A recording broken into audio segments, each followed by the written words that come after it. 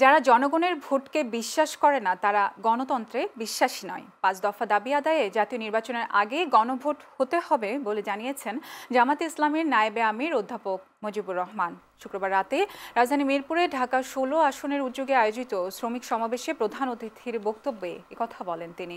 মুজিবুর রহমান বলেন, বুলেটের যুদ্ধ নয়, ব্যালটের যুদ্ধ হবে আগামী জাতীয় নির্বাচনে। যারা ফ্যাসিস্টদের সহযোগিতা করেছে তাদের অবস্থা একই রকম হবে উল্লেখ করে অন্তর্বর্তী সরকারকে ফ্যাসিস্ট প্রশাসনের সকলকে বাতিলের হুঁশিয়ার দেন তিনি। সমাবেশে বিশেষ অতিথি হিসেবে উপস্থিত ছিলেন ঢাকা ১৬ আসনের জামাত মনোনীত প্রার্থী কর্নেল অবসরপ্রাপ্ত আব্দুল বাতেন সহ মহানগরী নেতৃবৃন্দ। পিআর পদ্ধতিতে আমরা নির্বাচন করতে চাই, তাহলে কি ভোটের দিন একসাথে করলে এই পদ্ধতি কি কার্যকারী করা যাবে নাকি আগেই করতে হবে? বাংলাদেশে পিআর পদ্ধতির এই নির্বাচন হতে হবে এবং আগেই সেটা গণভোটের মাধ্যমে পাশ করতে হবে। কথা আচ্ছা বলেন তো, গণভোট মানে জনগণের ভোট। যারা জনগণের ভোটে বিশ্বাস করে না তারা কি সত্যিকার গণতন্ত্রে বিশ্বাস করে?